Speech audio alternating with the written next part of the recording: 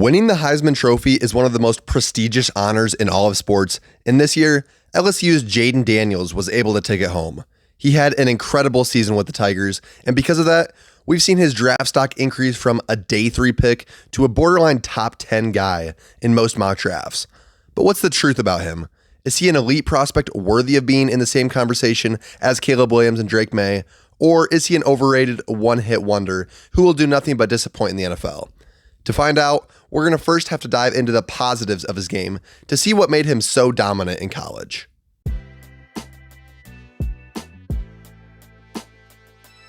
Jayden Daniels had one of the best seasons that we've ever seen out of a college quarterback in 2023. He ended the season with 3,800 passing yards, 40 touchdowns, and 4 interceptions through the air, and added on a staggering 1,100 yards and 10 touchdowns on the ground. He was one of the best quarterbacks in the nation in essentially every statistical category, and when you dive into the tape, there's a few clear reasons why he was so good. Daniels obviously does a lot of things very well, but the thing that he's head and shoulders better than everyone else at is running the ball. He has great speed and enough twitch to juke out a defender, and he's more than capable of taking any carry to the house. He has a great pocket presence and is able to feel when he's getting pressured, which allows him to escape and make a play with his legs rather than taking a sack. He's been the best dual threat quarterback in all of college football this year, without a doubt. He's not just a one-trick pony, however. He also has a good arm. He displayed good accuracy on tape this year, which was great to see after he had some inconsistencies with that earlier on in his career. He seems to have a great feel of where to put the ball to optimize the success of his wide receivers, and his ball placement as a whole just feels like one of the best attributes in his game. He has a natural ability to get the ball where only the receiver can get it, and his prowess in that area was magnified by the great receivers that he had in LSU's offense. In terms of his arm strength, it's best classified as good, but not great.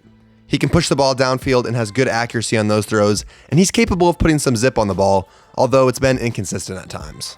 He's also been very effective at limiting turnovers. He had just 4 interceptions compared to his 40 touchdowns in 2023, which is just absolutely ridiculous to think about. His decision-making has come a long way from early on in his career, and he's mostly stopped making ill-advised throws into traffic. He seems to know what his limitations as a passer are and doesn't try to push them, which is great to see from a young quarterback. So after hearing all of this, it seems safe to say that he has all of the tools necessary to become an elite NFL quarterback. So why isn't he considered an elite prospect? Why does everyone view him as a tier below Caleb Williams and Drake May for the draft this year? And is it justified?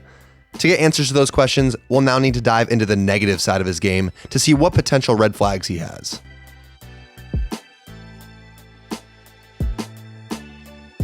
You don't win the Heisman Trophy without having at least a good team around you, but Daniels was lucky enough to have an absolutely elite core of offensive players surrounding him. LSU had 2 wide receivers who will be high NFL draft picks, an above average and reliable possession tight end, a solid room of running backs, and a great offensive line that was among the best in the nation.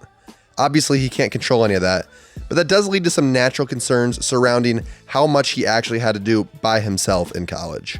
His top receiver, Malik Neighbors, was a finalist for the Blitnikoff Award, and together with Brian Thomas Jr., they made a ton of difficult catches that helped to make Daniels look good. Mason Taylor, the tight end, was also great and acted as a security blanket in the short area of the field. Having those 3 allowed LSU to run a simple but very effective offense, where one of those guys would be drawn up as the primary target for Daniels to look at. That's a problem because that made Daniels into more or less of a one-read quarterback. He has a tendency to just stare down his first read, and if it's not open, he'll just take off and try to run.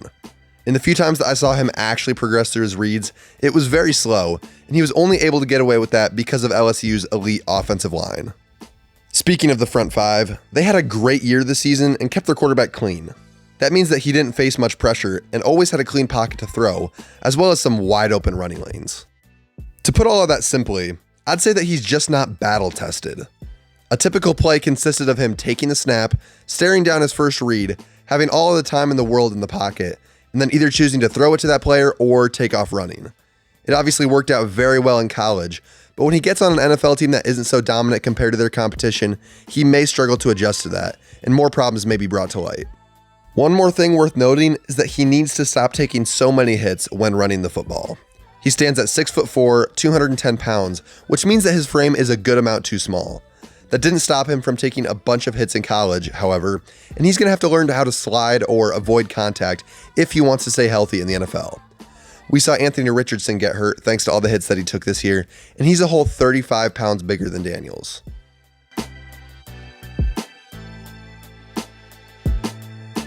There's no denying that Jayden Daniels will go down as a legendary college quarterback. His Heisman campaign was one of the most dominant seasons that we've ever seen in the sport, and he has rightfully been shooting up rankings for the draft this year. Not only does he have an arm that's capable of making most throws on the field, but he has elite athleticism and mobility that will already be among the best in the NFL on day one of his rookie year. That raises his floor significantly, and his ability as a dual threat guy will make it easy to run effective read options and open up whatever offense he gets drafted into. He's not without concerns, however. He had such an elite group of players around him at LSU that he didn't always have to do things that require a high degree of difficulty, such as progressing through reads or fighting through consistent pressure. That is not going to be the case for him in the NFL, especially if he gets taken with a top 10 pick, which seems to be the way that his stock is heading right now. That could bring some more of his issues to light that were covered up by several elite players on the Tigers offense. I'm giving him an early second round grade for the draft this year. I don't think that he's better than Caleb Williams or Drake May at this point, but there's no denying that he has some great physical tools that give him a super high ceiling.